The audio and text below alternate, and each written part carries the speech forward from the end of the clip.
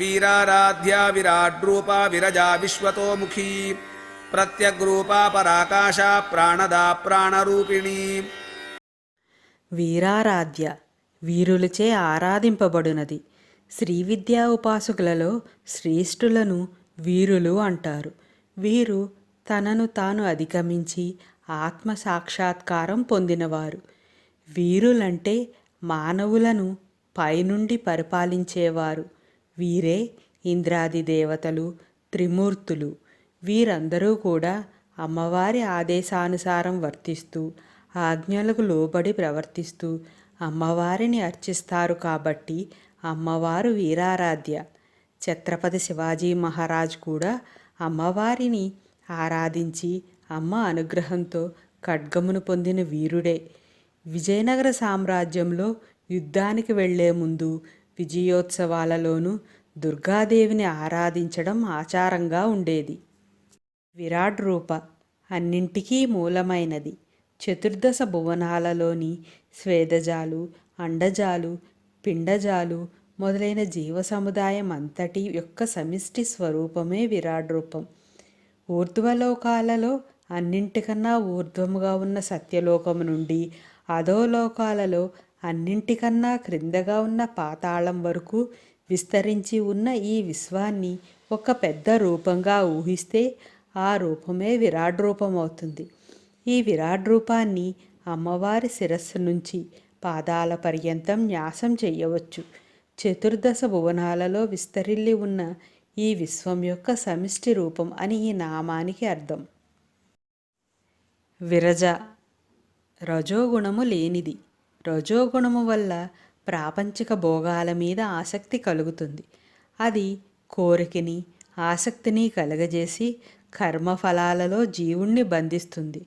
రజోగుణం వృద్ధి చెందినప్పుడు లోభము, ప్రాపంచిక విషయాల మీద ఆసక్తి, అశాంతి కలుగుతాయి. సత్వరజస్తమో గుణాల కలయిక ఈ సృష్టి. అమ్మవారు సృష్టి స్వరూపిణి అయినా ఆమె త్రిగుణాలకు అతీతంగా ఉండేది కాబట్టి అమ్మవారు విరజ.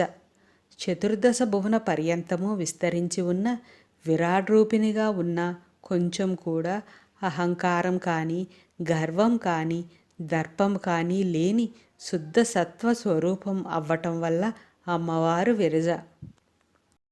విశ్వతోముఖి విశ్వం అంతటినీ ఒకేసారి చూడగలిగిన ముఖం కలిగినది. ఈ నామం బ్రహ్మము యొక్క సర్వవ్యాప్త స్వభావాన్ని ధృవీకరిస్తుంది. సాధనలో ఉన్నత స్థాయికి చేరినప్పుడు విశ్వంలోని అన్ని జీవరాశుల ద్వారాను అమ్మవారే కనబడుతుంది. అప్పుడు ఎటు చూసినా ఎవరితో మాట్లాడినా అమ్మవారే కనబడుతుంది. సృష్టికి మూల కారణమైన వారిని పురుష సూక్తంలో చెప్పినట్లు సహస్ర శీర్ష పురుష, సహస్రాక్ష, సహస్రపాత్ అనే విధంగానే ధ్యానించాలి. సహస్ర శీర్షవదన, సహస్రాక్షి, సహస్రపాత్ అన్న 282, 283, 284వ నామాల వివరణ ప్రస్తుత నామంతో కలపవచ్చు. ప్రపంచంలో ఎక్కడ ఏది జరుగుతుందో తెలుసుకునే సాక్షి స్వరూపంగా అమ్మవారిని అర్థం చేసుకున్నప్పుడు ఈ నామం అర్థమవుతుంది. విశ్వసాక్షిని అనే 384వ నామం ఈ విషయాన్ని స్పష్టం చేస్తుంది. ప్రత్యగ్రూప ప్రత్యక్ అంటే అంతర్ముఖంగా తెలుసుకొనిడి రూపము గలది అని అర్థం. ఇంద్రియాలు మనకు ముందు ఉన్న విషయాల వైపు వెళుతూ పోతూ ఉంటాయే తప్ప అవి పని చేయడానికి వాటి వెనుక ఉండి ప్రేరేపించే ఆత్మ వైపుకు తిరగవు. ఈ శరీరంలో ప్రవేశించక ముందు కూడా ఆత్మ ఉన్నది అనే జ్ఞానంతో ఎవరైతే అంతర్ముఖ జ్ఞానంతో అమ్మవారిని ధ్యానిస్తారో వారికి దర్శనముకు రూపము కలిగినది అని ఈ నామానికి అర్థం. పరాకాశ భావన మాత్రమైన ఆకాశ స్వరూపిణి. పరాకాశము అంటే అన్నిటా వ్యాపించి ఉండేది అని అర్థం. సర్వవ్యాప్తి. పరాకాశము బ్రహ్మస్వరూపమని అంటారు. అమ్మవారు బ్రహ్మం కాబట్టి ఆమెను ఆకాశంతో పోల్చారు. సూక్ష్మ విషయాలను అర్థం చేసుకునేటప్పుడు సాధారణంగా తెలిసిన విషయాలతో పోలిక చెప్పడం జరుగుతుంది. బ్రహ్మము అన్నింటికన్నా సూక్ష్మమైనది కాబట్టి ఆకాశంతో పోల్చబడుతుంది. మనలోని దహరాకాశ రూపంలో ఉండునది అంటే హృదయంలోని అత్యంత శుద్ధమైన సూక్ష్మమైన మనస్సు యొక్క కేంద్ర బిందువు, మన ఆలోచనలు ప్రతిబింబించే చోటు. ప్రాణద సర్వజగత్తుకు ప్రాణమును ఇచ్చినది. గర్భంలో ఉన్న జీవుని మొట్టమొదటిగా మేల్కొల్పే శక్తి ప్రాణశక్తి. ఈ శక్తినే ప్రాణాగ్ని అంటారు.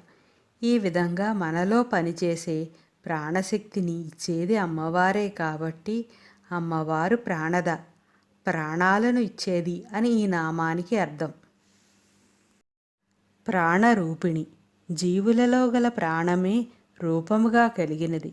ఈ నామం మునుపటి నామాన్ని ధృవీకరిస్తుంది. మునుపటి నామం ఆమె ప్రాణదాత అని చెప్పింది, మరియు ఈ నామం ఆమె ప్రాణస్వరూపమని చెబుతుంది.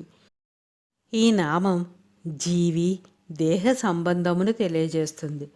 ప్రాణాలు తిన్నగా పనిచేస్తున్నంత వరకే జీవి దేహ సంబంధం తిన్నగా ఉండి జీవి తన దేహముతో ఈ ప్రపంచంలో జీవిస్తాడు. లేకపోతే దేహాన్ని విడిచి తన దోవన తాను పోతాడు. ప్రాణాలు 5గా చెబుతారు. వీటినే పంచప్రాణాలు అంటారు. వీటిని పంచవ్యాహృతులుగా ప్రాణము, అపానము, వ్యానము, ఉదానము సమానముగా కూడా చెప్తారు. దేనినైనా స్వీకరించే శక్తిని గాని ఆకర్షించే శక్తిని గాని ప్రాణము అంటారు. దేనినైనా వికర్షించే శక్తిని గాని విసర్జించే శక్తిని గాని అపానము అంటారు.